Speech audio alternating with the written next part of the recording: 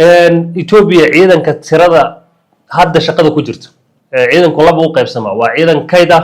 oo marka loo baahdo soo howlgali kara iyo ciidan shaqada ku jira oo active ah oo furumaha jooga oo shaqaynaya oo shaqada ku jira waxay haysataa 503,000 oo askari oo shaqada ku jirta waa qiyaasta ay global fire ay soo bandhigtay sanadkan waa 503,000 oo askari weeyaan waa ciidan half million oo shaqada ku jira waxay kayd ahaan u haysataa 138,000 oo kayd ku jira oo ciidamada kaydka loo yaqaana oo de waqti kasta iyo saacad kasta loo yeeri karo ciidamadaas waxaan ku jirin ciidanka booliska gaarka ah oo ay leeyihiin deegaanadu uu deegaan kasta leeyahay ama kilal kasta uu leeyahay sida Soomaalida Canfarta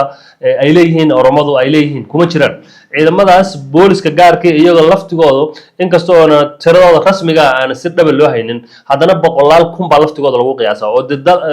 kilal walba wuxuu leeyahay ciidan 100,000 ama ka badan buu leeyahay marka ciidamadaana dawladda dhexe waxay isticmaali kartaa waqti kasta oo loo baahdo isticmaali kartaa marka ciidanka Ethiopia la isku daro dad baa ku dhahaya malaayiin maaha milyan ma gaarayaan marka la isku daro maleeshiyadooda booliska gaarka ay deegaanadu leeyihiin ciidanka rasmiga ah ciidankan sheegay 503,000 ilaa 138,000 waa ciidan 600 oo kun iyo waliba ma saadado 650,000 ciidan ah weeyaan maaragtay maxaan ku radaayay ciidanka federaalka ee loo yaqaan makalakaaga ama ciidanka qaranka Ethiopia loo yaqaan dawladda dhexe waa ciidan 650,000 450 kale waxaa soo buuxin kara maleeshiyaadka iyo waxyaabaha kale way buuxin karaan marka la isku dardaro deegaanadu waxay leeyihiin oo dhan marka 1 milyan oo askari oo active ah ay Ethiopia haysataa oo howlgali kara budgetka ciidamada Ethiopia ay dalka ay u qabatay oo sanadka 2026 wuxuu 3 jibbaar ka badan yahay budgetka dawladda Soomaaliya ku shaqeyso dawladda Soomaaliya budgetkeedu sanadkan wuxuu ahaa 1.38 bilyan buu ahaa waa 1.38 bilyan buu ahaa halka ciidanka Ethiopia sanadkan 2026 loo qabtay budgetna 3.72 bilyan ama 3.72 bilyan oo maaragtay dollar waa dhaqaale ka badan 3 jibbaar budgetka ay dawladda federaalka Soomaaliya ay ku shaqeyso waxa weeyaan miisaani waa dalka dhaqaalaha ugu badan ku bixiya qaaradda maaragtay maxaan ku radaayay bariga Afrika ciidankiisa weeyaan waa dalalka waxay ku jirtaa dhaqaalaha ugu badan ku bixiya qaaradda Afrika ayay kaalimaha ugu horeysa ka soo galaysaa marka bismillaahir rahmaanir rahiim kulanti wanaagsan soo dhawaada daawadayaal barnaamijkeena xogta maanta oon ku soo qaadan doono awoodda ciidanka Ethiopia ay leeyihiin ama kaalin ahaan meelaha ay kaga jiraan qaaradda Afrika iyo caalamka waxaynu labada soconaa toddobaadkan dhexdiisa inuu dagaal aad u xooggan uu ka bilowday dalka Ethiopia gaar ahaan galbeedka Tigreega ama waqooyiga Ethiopia haddaynu si kale u dhigno dagaalkaas wuxuu u dhexeeyaa ciidanka dawladda Ethiopia iyo oo ka garabsanaya maleeshiya ka soo jeeda dalka Suudaan iyo maleeshiya kale oo fara badan oo dalka gudaha Ethiopia lagu tababaray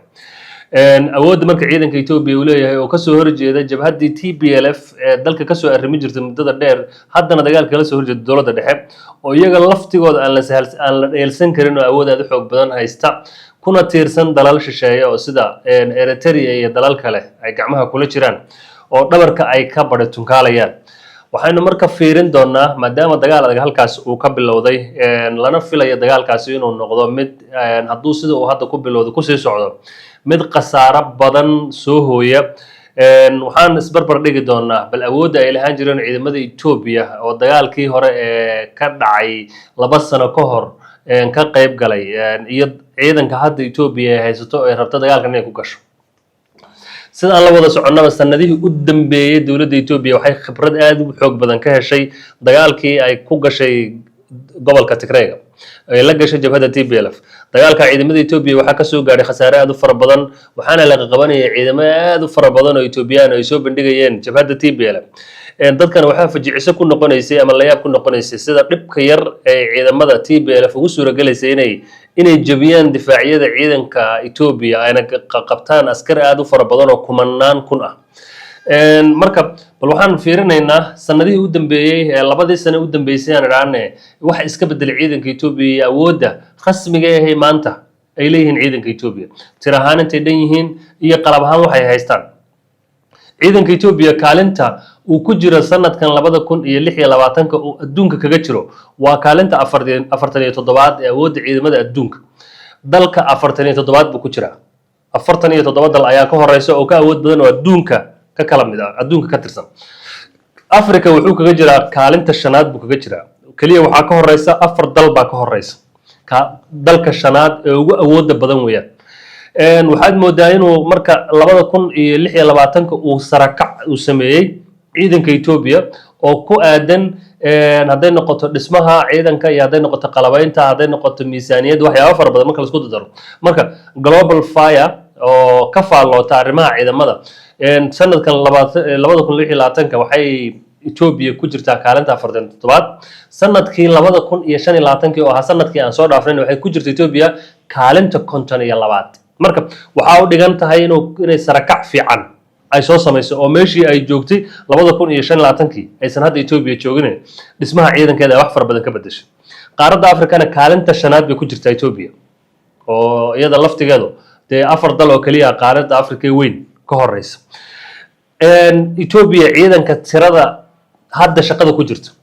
ciidanku laba u qaybsama waa ciidan kayd ah oo marka loo baahdo soo hawlgali kara iyo ciidan shaqada ku jira oo active ah oo furumaha jooga oo shaqeynaya oo shaqada ku jira waxay haysataa 503,000 oo askari oo shaqada ku jirta waa qiyaasta ay global fire ay soo bandhigtay sanadkan waa 503,000 oo askari weeyaan waa ciidan half million oo shaqada ku jira waxay kayd ahaan u haysataa 138,000 oo kayd ku jira oo ciidamada kaydka loo yaqaana oo de waqti kasta iyo saacad kasta loo yeeri karo ciidamadaas waxaan ku jirin ciidanka booliska gaarka ah oo ay leeyihiin deegaanadu uu deegaan kasta leeyahay ama kilal kasta uu leeyahay sida Soomaalida Canfarta ay leeyihiin Oromadu ay leeyihiin kuma jiraan ciidamadaas booliska gaarka iyagoo laftigooda inkastoo aan tiradooda rasmiga ah aan si dhab loo haynin haddana boqolaal kun baa laftigooda lagu qiyaasaa oo kilal walba wuxuu leeyahay ciidan 100,000 ama ka badan buu leeyahay marka ciidamadana dawladda dhexe waxay isticmaali kartaa waqti kasta oo loo baahdo isticmaali kartaa marka ciidanka Ethiopia la isku daro dad baa ku dhahaya malaayiin maaha milyan ma gaarayaan marka la isku daro maleeshiyadooda booliska gaarka ay deegaanadu leeyihiin ciidanka rasmiga ah ciidankan sheegay 503,000 ilaa 138,000 waa ciidan 600 oo kun iyo waliba ma saadado 650,000 ciidan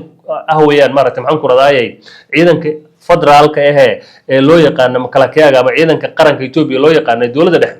waa ciidan 650,000 450 kale waxa soo buuxin kara maleeshiyaadka iyo waxyaabaha kale way buuxin karaan marka la isku dardaro deegaanadu waxay leeyihiin oo dhan marka 1 milyan oo askari oo active ah ay Ethiopia haysataa oo hawlgali kara ciidanka cirka Ethiopia sanadihii ugu dambeeyay Ethiopia waxay ciidanka cirka Ethiopia ay maaragtay maxaan ku raadayay ay hormarinaysay waxyaabo fara badan oo ama qalabayna ama drones ama teknolojiyada ay ku qalabaynaysaa ciidamada cirka Ethiopia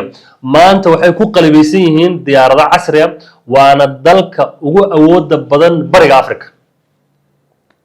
xagga maaragtay marka la dhaho Djibouti Eritrea Sudan South Sudan Kenya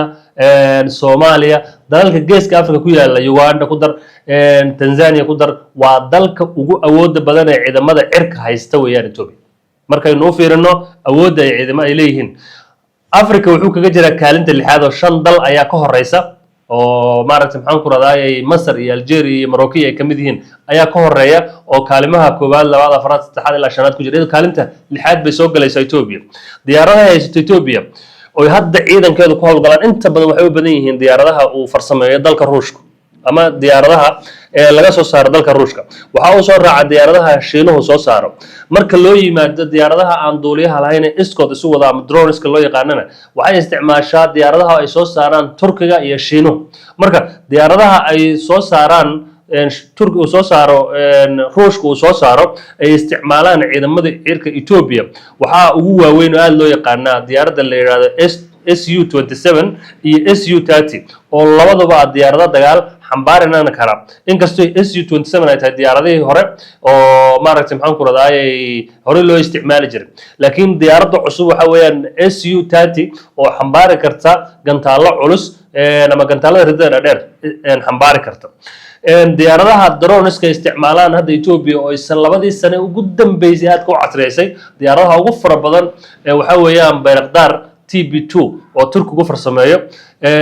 inta badan waxay Ethiopia ay dhaqan gelisay ama dalka Ethiopia laga hirgeliyay warshada isku xirxidha diyaaradaha droneska marka guud ahaan waxay teknoolajiyada Ethiopia ay kor u qaaday oo hadda la dhihi karaaba waa dalalka ugu horeeya soo saaridda droneska ama in droneska la isku xirxidho oo inaad soo qalabkii oo furfuran soo iibsatid oo isku xirxidhatid iyaga laftigeedu waa mashruuc aad u weyn waa project aad u weyn weeyaan marka diyaaradaha Shiinuhu soo saaro iyo diyaaradaha uu soo saaro Turkigu droneska Ethiopia warshad bay samaysatay iyada isku xirxidhatay marka waa dalka Afrika ugu awoodda badan baa la dhihi karaa xagga droneska inay maaragtay maxaan ku raadaay ay dhaqan geliso budgetka ciidamada Ethiopia ay dalka ay u qabatay sanadka 2026 wuxuu 3 jibbaar ka badan yahay budgetka dawladda Soomaaliya ku shaqeyso dawladda Soomaaliya budgetkeedu sanadkan wuxuu ahaa 1.38 bilyan buu ahaa waa 1.38 bilyan buu ahaa halka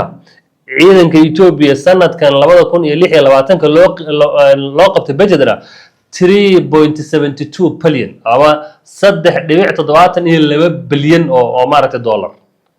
waa dhaqaale ka badan 3 jibbaar budgetka ay dawladda federaalka Soomaaliya ay ku shaqeyso waxa weeyaan miisaani waa dalka dhaqaalaha ugu badan ku bixiya qaaradda maaragtay maxaan ku raadaay bariga Afrika ciidankiisa weeyaan waa dalalka waxay ku jirtaa dhaqaalaha ugu badan ku bixiya qaaradda Afrika ayay kaalimaha ugu horeysa ka soo galaysaa marka guud ahaan markaynu isku soo duuduubno Ethiopia waxay dhistay ciidan iyo cudud aan inaba caadi ahayn laakiin in yaro ka rawaynaan ifiyo intaasi waa inta positive-ka ay ciidanka Ethiopia leeyihiin waxyaabaha negative-ka ay hadda ciidanka Ethiopia caqabadaha ku waxa kamid ah Ethiopia waa qoomiyado barigii horena qoomiyadaha Ethiopia ee ciidanka inta badan ka tirsanaan jiray ama hogaamin jiray ama dagaalyahanada ay ka soo baxaan dagaalyahanadu qoomiyado gaar ah ay ahayd ama Tigrayga Axmaarada Anfarta Soomaalida Gambeelaha qoomiyadaha kale waxa kuma badano ciidanka waxa laga yaabaa inay ku jiraan laakiin sida ay ugu badan yihiin dad salaano soo qaadano Tigrayga iyo Axmaarada iyo Gambeelaha iyo Anfarta iyo si ugu badan yihiin qoomiyadaha kale kuma badno sababtoo waxa laga leeyahay qoomiyada aan kamid ahayn ciidanka oo ku jirin boon tirahaan iyo waxba kaga jirin ciidanka oo laga yaabo number aad u yar inuu kaga jiro qoomiyadihii ciidanka ay inta badan laf dhabarta u ahaan jiray oo dagaalyahanada ahaan jiray boqolkiiba 99 maanta ciidanka Ethiopia kamid ma qoomiyada maanta laf dhabarta waa qoomiyada Oromada loo yaqaan boqolkiiba 80 ciidanka maanta Ethiopia waa qoomiyada Oromada waa qoomiyada ugu ballaaran ee dalka Ethiopia degta laakiin maadaama Ethiopia isticmaar uu ka jiray oo inta badan la soo guumeysan jiray waxay kamid ahayd qoomiyadihii aadka loo guumeystay lagana ilaalin jiray inay dagaalamaan oo dagaalkiisa wicid u dhalata male waa barasho dagaalku waa la bartaa qoomiyad kasto qoomiyad ay ka dagaal badan tahay ama xuduudaha dagaalka ka shiday way ka dagaalyahansan tahay sababtoo ah waxa ay baranayso oo jiilkeeda baraysa mar walba waa qaacidada dagaalka weeyaan marka Oromadu dad la guumeysto oo iska beeraley iska beerafalata aan dad dhibaato ahayn dagaalka aad aan ugu maartay ahaan jirin hadda laakiin waqtigan aan joogno iyaga ayaa majraawaya dagaalka Ethiopia caqabada ugu fara badan oo haysata ciidanka Ethiopia maanta waa caqabadaas waa qoomiyad aan dagaal hore u sii aqoonin hadda dagaalka baranaysa dagaalyahanimadu ay ku yar yihiin ayaa dagaalka ciidanka Ethiopia maanta hogaaminaysa dhinaca kale markaanu ka fiirino maadaama ay hal qoomiyad yihiin waxa ay ku dhimanayaan deegaankooda ay xabad ka soconin deegaanada kale ku dagaalamayaan Tigray iyo maxay ay yihiin qoomiyada Oromadu inta badan boqolkiiba 90 waxay aaminsan tahay inay laftigoodu dal noqon karaan oo Ethiopia ka go'ay karaan oo aysan u baahnayn inay Ethiopia ka hor dhintaan marka qaacidadii iyo wadaniyadii Ethiopia jacaylkii lagu dagaalami lahaa wiilka Oromka boqolkiiba 99 kuma jirta wiilka Oromkii wuxuu aaminsan yahay in dal isagu gooni uu noqon karo oo Abyssiniadan isriyanaysa haddii Abyssinia waxa la isku dhahaa waa Axmaarada iyo Tigrayga Abyssinia la isku dhahaa marka Abyssiniadan isriyanaysa in iyaga wax dan ugu jirin baarkan oo ina dan oo wax dan ugu jirta aysan jirin inay dal gooni noqon karaan xudunta Ethiopia yihiin dhaqaalaha Ethiopia yihiin iyagu ay noqon karaan dal madax bannaan bay aaminsan yihiin ba meesha ay Ethiopia isku hayn lahaayeen wiilka Oromkii aad boqolkiiba boqol ma aaminsan marka caqabadaha maanta haysta kamid tahay qoomiyadii kale anfar way mashquulsan tahay jabhadaha ka dhex jira Soomaali dagaalkaba kuma jirto oo iyadii waxay ka soo kabsan laadahay dhaawac iyo dhibaatadii hore u soo gaadhay ka soo kabsan laayihiin Axmaar oo dagaalamaysa oo iyadii ba dagaal ku jirto oo ciidanka Itoobiya maanta kamid maahan Tigray waa kuwa dagaalka lagala hortagayo oo ciidanka Itoobiya wax kaga jira haba yaraatee ma jirto marka laga reebo xubno fara ku tiris oo hadda Tigray ka soo gogoostay marka laga reebo marka caqabadaha haysta waa caqabado gudaha laakiin marka la yiraahdo awoodda ciidanka Itoobiya maanta Itoobiya waxay haysataa ciidanka shanaad ee qaaradda Afrika ugu awoodda badan haday noqoto cirka haday noqoto dhulka haday noqoto dhaqaalaha iyo budgetka lagu bixinayo haday noqoto khibradda dagaal ay leeyihiin saraakiisha ciidanka Itoobiya oo dhihi karno 30 sano u dambeysay ama aan dhihi karno 100 sano ugu dambeysay Itoobiya maysan ka nasanin dagaal mar gudaheeda ka dagaalamaysay mar xuduudeeda ka dagaalamaysay mar Eritrea la dagaalamaysay mar Soomaaliya dagaalamaysay mar gudaheeda dagaal ka socdeen marka saraakiisha ciidanka Itoobiya hogaaminaysa waxaan dhihi karnaa waa saraakiisha ugu khibradda badan qaaradda Afrika xagga dagaalada laakiin caqabadaha haysta waa caqabado qoomiya oo gudaha Itoobiya ka jira caqabadahaas waxay kalifayaan inay awoodda ay haystaan ciidanka Itoobiya 100% ayna si rasmi ah u isticmaali karin haday oo isticmaalaana ayna noqonin mid aan natiijo fiican ka dhalanin marka isbarbardhigga aynu sameynay oo aan leenahay maaragtay maxaan ku raadayay awooddaas ciidanka Itoobiya leeyin ma aanu bumbuuninayna kaliya waxa maaragtay rasmiga ay ciidanka Itoobiya yihiin baan sheegaynaa kaliya waxaanu bariyo kala soo qaadan doonaa awoodda ciidanka Tigray u leeyihiin iyo Eritrea oo laftigeedu dhabarka ka riixaysa marka la isku daro ciidanka Itoobiya oo dhigmi karaan marka la yiraahdo dhulka iyo marka la yiraahdo cirka laba qaacido kala noqon doon kale barnaamijkeena dama ku soo qaadan doonaa ma hor dhici doono laakiin ciidamada Tigrayga laftigoodu ciidamadii Itoobiya ciidankan hadda aan ka sheekeynayno u dhisay weeyaan marka laftigooda awood yar male dhaqaale yar ma haystaan dhaqaale fara badan bay urursadeen oo dahabka Itoobiya ee ugu badnaa ee Itoobiya laga soo saarayay intii xukunka haysteen ay bangiye ka buuxsadeen oo adduunka u yaala marka wax fara badan boo xog fara badan ayagana details oo ka qarsoon baan insha Allah yaan bari halkan ku soo bandhigaynaa oo ciidanka Tigrayga laftigooda ku saabsan intaynu barnaamijka xiga isku imaan doono waxaan idin leeyahay goor kasta iyo goob kasta joogtiinba nabad ahaada